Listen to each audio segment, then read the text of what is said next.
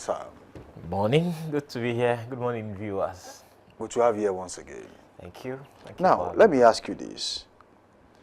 We want to start from the basics. And how will you assess the current state of Nigeria's border control system? Is it truly porous, as many would say? In the south, it is not as porous as we have it in the north. Because in the north, there was free movement, inter-border interactions, Nigeria, Niger, Nigeria, Chad, and so on and so forth. And why so? And we know that on a number of occasions, especially during the very early stages of the Bola Tinubu administration, you could see that these matters were, hugely highlighted, and it became a source of worry, especially in the National Assembly, with people talking about how they could no longer migrate as easily as they did before. You know, Maradi is not in Nigeria, but we are building railway lines to Maradi and so on. So in the north, it's a different ball game to what we have in the south. So that's a problem. And how porous? Well, it is beginning to look like it is even more porous than we thought it was. So that's one of the things I can see on that matter. So when we say a country without borders, are we being alarmist, or it is just the true reflection of what we have? It's actually a true reflection of what we have, because the effects are there for all to see. The effects in economy, the effects in security, and the effects in many other things that affect Nigeria. So recall that some 2, 3, 4 years ago or thereabouts, there was the blockade of food. You know, it's an attempted blockade. Attempted blockade, when they said they will no longer bring our, some northern From the north. farmers said they were not going to bring their food to the south to sell. And we asked our correspondent, who is in Sokoto, that, okay, all the onions, because onions is not something you can keep for a long time, you know. It's perishable. So how will they, especially Sokoto, where you have the largest production of that product? And I asked the question, where will they take their onions? And the correspondent said, Oga, they will take it to Benin Republic. I said, we have a border with Benin Republic. He said, it's a place you can go to and come back as you will. You know. However, I think by the next week, they found that the quantity of onions that is consumed by southern Nigeria far outweighs the quantity in 1 week, far outweighs the quantity the entire country called Benin Republic would need in 1 month. So they were forced to bring their onions back to the south and made a unilateral decision to end the blockade. So what I learned from there is that, apart from maybe Niger and other neighboring countries, which we are used to in the north, they had the Benin Republic also to take their migration too.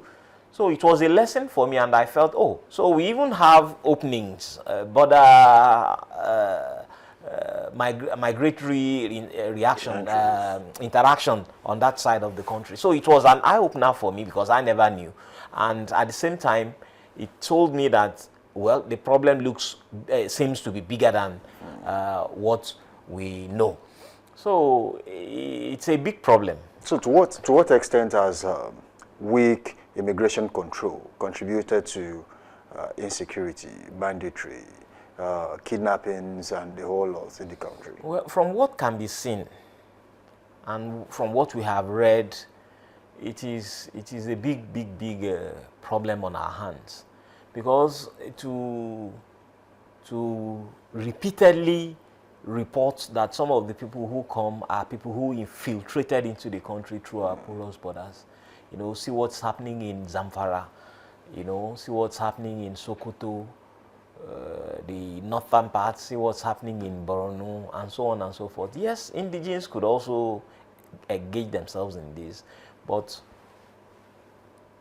cross-border movement through the porous borders has aided this insecurity so very much, to the extent that now we have lost track of where the problem started from. And when you look at it very well, intermarriages and sundry economic interactions, socio-economic interactions have expanded the frontiers of these things, and it has made it more like a family issue than we thought it was. I'm talking about the north especially. If you look at the south, the borders are closed, and so if anybody is coming in, the scrutiny here is much, much higher and more intense and severe than what we have in the north. Because in the north, we have heard that Nigeria has well over 1,000 entry points across various parts of the north, and which are unmanned. So the inadequacies in immigration is a standout problem on its own. The inadequacies in economic infrastructure to also man these things is another standout problem. So for, the Minister for Interior said it. He said, oh, okay, now look at 850,000. That's nearly 1 million people staying in this country illegally, And for a minister to be saying that, it means he's echoing those are ones on the database. Yes, the ones on the database. So he's only echoing the sentiments of government. How about those that were not documented? The government is overwhelmed. So if 850,000 is overstaying their visas, and that's the undocumented one, then be sure that we have more than 1 million or millions that are undocumented. Before I ask you the next question, yeah, I was checking a particular post on social media day before yesterday, and this person went to his junction, and that was in Lagos. Every bike man at that junction, no number plates, and to top it all, they did not understand any of the languages in Nigeria. Because he spoke to them, called other people to speak to them. They did not understand the languages. How did they get there? Were they documented? They are not. They are all undocumented. Go to the inner crevices of this country. They are everywhere. Have you been to junctions from junctions to junctions in Ibadan alone? Last week. Go to Dugbe. Last Friday I was in. Go to Roundabout. I was Apata. I was in Alagbon Close in Lagos, in Ikoyi. And you could see from Obalende roundabout in Lagos, you could see that we have all the bike people there are almost all non-Nigerians. And from what you could hear them say and how you could see them interact, you will know that these people are most likely undocumented. That's one. In Ibadan here, we have a huge, in fact, it's an explosion. Go to Fodasis Junction, go to Challenge, go to any major junction where you have bikes, except maybe very few, like maybe a place like Asabari, or go to Ojo. You will see that, I don't even know where to start the description of the kind of problem we have in our hands in this country. So it is something that needs to be looked into more critically. But unfortunately, we only window dress some of these issues. We mouth the solutions. We come out with assurances and give kudos and, speak the usual English we have on the template and leave it at that. So, from what happened in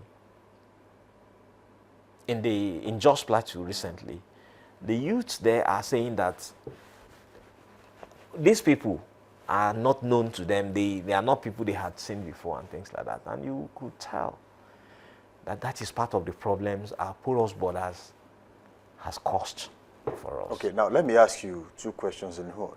if Nigeria as a country has not properly documented Nigerians, how do they intend to document non-Nigerians that are infiltrating through the porous borders? That is one. Are Nigeria's security agencies, are they overwhelmed, under-equipped? And lastly, do you think there is some sort of, they are not so coordinated when it comes to border control? Let me take it from the last one. They are coordinated because they are trained, but that leads to the second question, which is whether they are overwhelmed. They are overwhelmed because they are even inadequate in terms of number. They are inadequate in number. I mean, the personnel. They are inadequate in terms of equipment. They are inadequate in terms of training.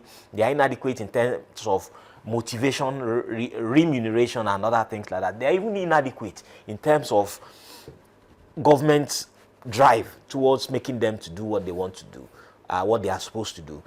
You know, so the last one leads to the second one. And one of the things that will make you understand this is if you go to Kwara State, you will hear immigration officials tell you that, you know, because they themselves even go across the border to buy food. And so people come in, those who go to they know what to do.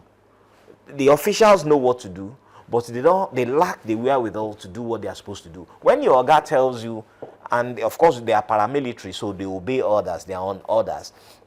If your boss says, no, don't do it, that's the end of it. It's no, don't do it. You know, and then coming to the first question, which is, remind me, sorry? If Nigeria failing to document its own... If Nigeria fails to okay, look at the example we have with our own documentation. So, if we have failed to properly if you want to know that we have problem with documentation, take one form of identity, and you will see that you have a problem. Now, if you want to do proper documentation or maybe make changes on your national identification number, it becomes an issue. You see how long it will take, you see how cumbersome it is, you see how expensive it is, and how annoying it could be sometimes. You know, a lady in our office wants to change to her maiden name because since she got married, in fact, she's been married for close to 6 years. She has 2 children, and she has been on the process of changing her name to her husband's name. That problem is still there for her till today, and so on and so forth. Just yesterday, one of the things we were discussing was, what is the problem in having a database upon which you can just do regular changes? At a click of a button, you'll be able to get the documents or the data you need for certain individuals and so on. That is why it is easier for them outside this country if your name is on a database. And unfortunately, what looks like is happening is that the people the government wants to keep a tab on, they do that more easily. If you get to the airport today and you want to travel and your name happens to have been mentioned in security circles, they will flag you. Right. It happens to a lot of journalists. They will flag you and say, why did you do this at so time? But please, just go. It is not, they didn't say we should stop you. It happens.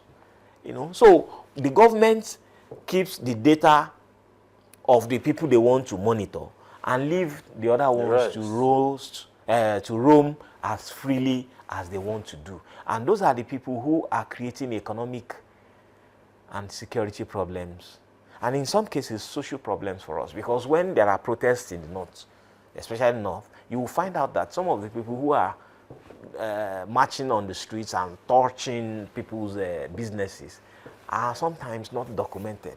They are not people you can account for. So the government is failing on that part, and it's failing very. Did Nigeria fail to prepare for future expansion? Yeah. It even looks like the future stopped when Obasanjo left. Because from that time till now, Nigeria has been on a steady decline. There has not been any form of population census since 2006. Well, there has. Well, this is 2026. Interestingly, and there has been a budget. Every 10 years. They have allocated money for this exercise. I remember one that was supposed to take place in 2023. Or just towards an election, and it was agreed that, look, this is too close to an election, let's just shelve it. But nobody has been talking about it since then. And the ones they did before still do not give us accurate data. So, I don't know. The nearest we came to having something like a good database was when Festus Odumegwu, I remember his name, he used to be the MD CEO of the Nigerian Breweries PLC. And when he got to that office as a private individual, somebody coming from the private sector, he saw documents, he saw reports, he said, look, he said, what we are doing here is just rubbish. He said, we are doing nothing near keeping good data to help in planning and development of the country. He said, well, because he began to expose so many things, so much that they had to stop him and sacked him nearly at a snap of a finger. They removed him because he said, look, what is happening in the north is, he began to reveal things, he began to say things. And should we now go to a stage where if there should be a population census, we don't just count, we document? Yes, we should do that. We should have, I mean, it's easy to build that kind of database. The telecommunications companies do it. We even said, some of us have suggested that we could use it for elections. But the politics they are playing in the National Assembly with the elections will also affect things like that. Not because they do not know what they are doing, but because they don't want to do the right thing. If you have a proper documentation of the citizens, you'll be able to sieve the citizenry. And you'll be able to say, okay, I know where this demography can lead us. I know where this demography cannot lead us. And you'll be able to make balanced, informed opinions about certain behaviors and keep the country safe for all of us. Do Nigerian people also make it difficult to clean the register? Yes, to some extent, because we condone a lot. Nigerian people, he is our own kind of attitude is also not helping matters. But it is less in the south. I am insisting on this. It is far less in the south. It is easier for these kind of things to happen in the north. You saw what happened in 2015, yeah, the general elections. You saw children, yeah, casting their votes. Yes, underage voting. Underage voting. And they explained it away. In numbers. They explained it away. They told us that how, in fact, the question they asked was, how are you sure that this person is underage? But hey, these are things you could easily decipher from mere looks, you know. But unfortunately, we go with that. This country is all about who does it best. There is no particular way of saying, yes, we must keep our... Nobody is like, from what one can say, nobody is interested in the country. They are only interested in power and in what they make of the power. Okay, now, Nigeria is part of regional agreements, especially ECOWAS. Do you think this agreement has become more like a double-edged sword? If ECOWAS remained, or if ECOWAS had remained as what it was supposed to be. Because there is agreement for free movement from one ECOWAS country to the other. I was even coming to that. When you look at your passport as a Nigerian, it's ECOWAS. You know, meaning that to some extent you have this ECOWAS movement thing. But hey, if you want to enter Ghana, it is not. Nobody will ask. It's not business as usual. It's not business as usual. When you get into that country, they take things like this. They take immigration and such movements very seriously. You know, I don't know about Nigeria, because in Nigeria here, apart from the regular checks and so on, so Nigeria as a country is not taking many things seriously. Nigeria as a country is not doing many things right, and we are helpless because nobody is answering any question. Nobody is called to question. The revelation that Bumi Tunji-Ojo made as the Minister of Interior was unprompted. You know, he just said it. So to a large extent, we are just like a calabash floating on the water. We are rudderless, as it is now, regarding things like that and security. So would you say this problem is more about policies or poor policies or implementation? Of course, it has to do with the government. It is the government that will determine all those things. It is the government that will say, this is way to go. It is the government that will provide the framework within which all these things go. You know? So once the policies are there, you keep within the policy. But hey, for now, if the country, everything we are doing now is politics of 2027. No, there is virtually no governance. you know, and when there are insecurity issues, the government will condemn the killing of people and go back and continue their politics. Is condemnation enough? It's not, of course. You know that condemnation is just a kind of, you know, playing the...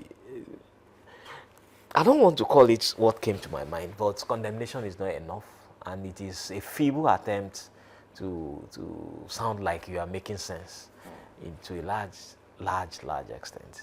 It is not enough. Condemnation by the military, condemnation by the government, condemnation by the state. No, it's not. So beyond security, what are the economic implications of weak border control? First, we start talking about smuggling and some other things. Security is at the top of it. And with security at the top of it, let us now look at the socio-economic impact of effects of these things. Number one, our economy now is an Okada economy. You know, commercial motorcycle economy. You can explain that. Motorcycle economy in the sense that all our modes of transportation still boils down to your bike man. It is now the in thing. It is, in fact, our children do not know what it used to be when we had a good transportation system. The nearest to it is the BRT system in Lagos, which has been called to question recently because of inadequacy of buses. Why are there no buses? It's a business that makes money. It's a revolving thing. Now, what has that got to do with the issue we are discussing? It's population explosion. If you count Nigerians, are we truly the number we are quoting as our population? Can we plan and say, okay, our elections that are coming, we estimate that X number of people are going to vote. That X number of people, how many of them are Nigerians indeed? So we cannot plan. We have mining issues. By mining issues, I mean illegal mining. That's also part of it. It's affecting our economy in so very many ways. Smuggling, proliferation of arms. So the proliferation of arms is even tied to the security issues. Because you have mercenaries floating up and down. People once told us that, you know, in defense of what is happening, that it is because of Libya they now came into the country. How did they come into the country? Same border issues, same poor border control, and so on and so forth. So if you look at it, it's an issue. It's like a cycle.